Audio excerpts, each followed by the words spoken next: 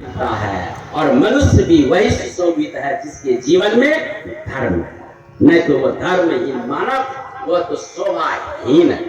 हाँ, ऐसा है। इसीलिए हम आप यदि मनुष्य हैं तो धर्म ही धारण कर सकते। आइए, उधर बहुत बात है। अनित्यानि शरीरानि विभवो नैव शाश्वतम मृत्युम सन्निहितम नित्यम कर्तव्य धर्म संग्रह। ये शरीर अनित्य है, नश्वर है, और इस शरीर के द्वारा जो भी धन दौलत हम जमा करते हैं वो भी नश्वर है, अनित्य है। इसलिए बुद्धिमान लोग कर्तव्य धर्म संग्रह, धर्म का संग्रह करता है। बुद्धिमान लोग भूखे प्यासे कष्ट सह करके धर्म का संग्रह करता है। इसलिए इस ज्ञान को, विवेक को जगाइए। और ये शरीर कैसा है जानते हैं? पुराण में लिखा है कि सायं संस्कृतम अन्नम प्रातः च विनश्यति, प्रातः संस्कृतम अन्नम सायं च विनश्यति, तदीये रस संपुष्टे शरीरस्य का नित्यदा। लोग अज्ञान बस कहते मैं हूं। सुबह काल जो भोजन बनाकर खाते अवशिष्ट भोजन बचता है, सायंकाल वो भोजन का स्वाद बदल जाता, रस बदल जाता, सुगंध बदल जाता। बनाते हैं, खा पी करके शेष बच गया, छोड़ दिया, सुबह वो भोजन से दुर्गंध आने लगती है, स्वाद बदल जाता है और रस बदल जाता है। आप जरा विचार कीजिए, उसी भोजन के रस से शरीर का निर्माण होता है मेरे भाई बहनों। तो बताइए शरीर सड़ेगा कि नहीं, दुर्गंध देगा कि नहीं? इससे वैराग करो, इससे घृणा करो, इससे प्रेम मत करो। जब प्रेम करोगे तो आत्मा से प्रेम नहीं होगा, जिस आत्मा के विषय में सुन रहे हैं।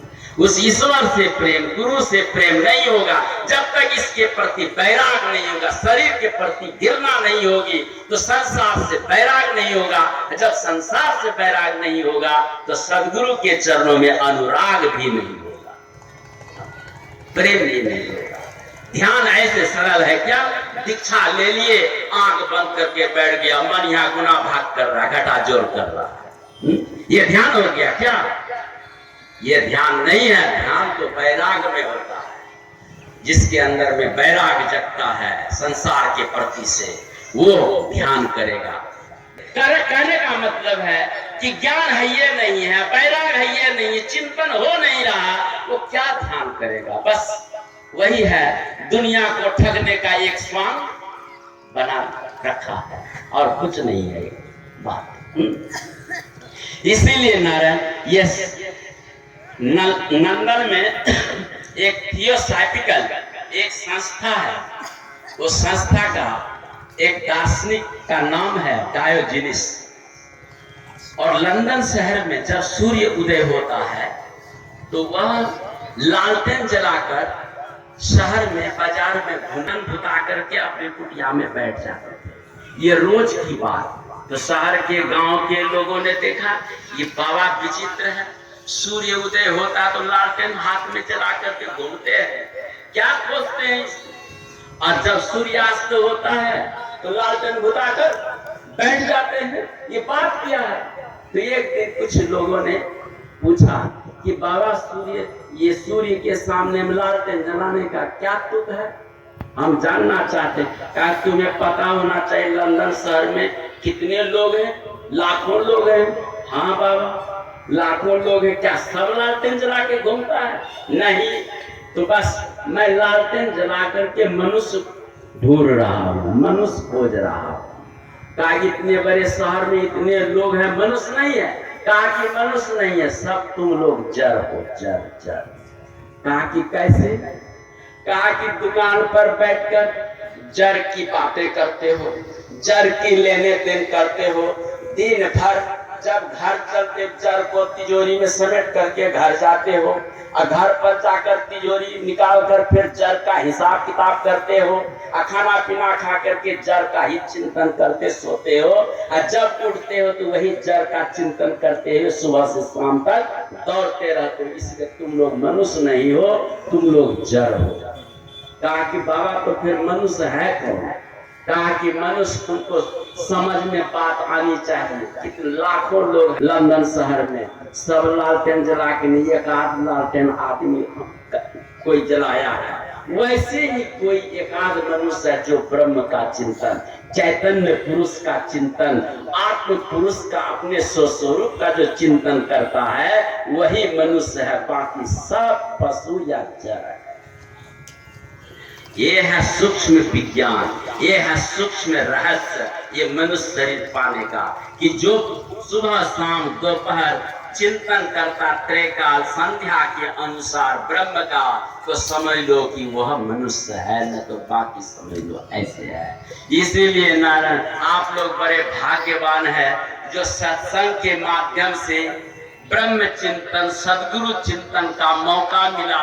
इसलिए आप मनुष्य हैं, और आप मनुष्य जैसे के विषय में देवी देवता लोग श्रीमद् भागवत के 5वें स्कंद में वो देवी देवता लोग आपके विषय में फूल बरसाते। देखो देखो इटेहरी के लोग कितने अच्छे हैं, जो हम ऊंचे स्वर्ग में रह करके भी ईश्वर का भजन नहीं कर सकते, ईश्वर के विषय में सुन नहीं सकते, और ये सब जो है सब काम धामों को छोड़कर ईश्वर के वचन को सुनते हुए और अपने आत्म स्वरूप का चिंतन करते हैं। खुशी के मारे देवता लोग नृत्य करते हैं, फूल बरसाते हैं, लेकिन ये गाली भी देते हैं देवी देवता के लोग।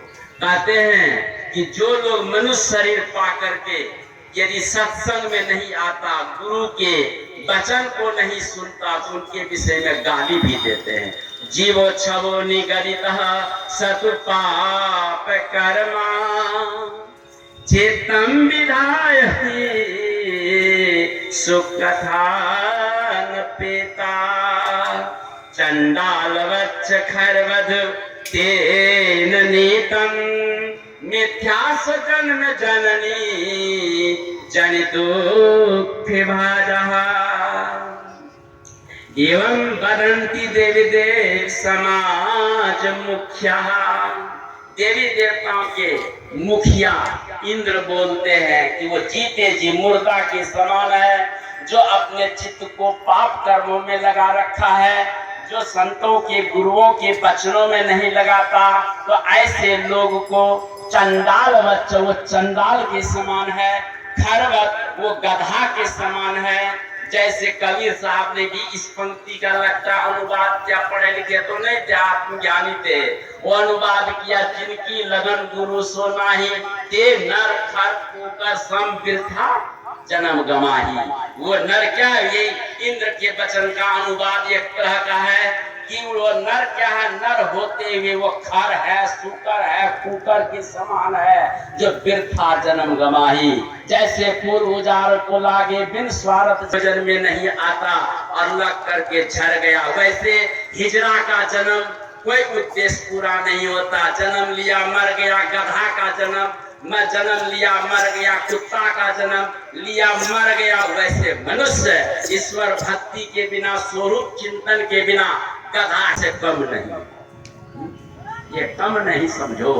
इसीलिए ये बड़े भाग मानुष तन पावा, कैसे हम सार्थक करें, साधन धाम मोक्ष कर द्वारा कैसे साधन करें। ये साधन शरीर है, साधन जैसे लकड़ी फाड़नी है,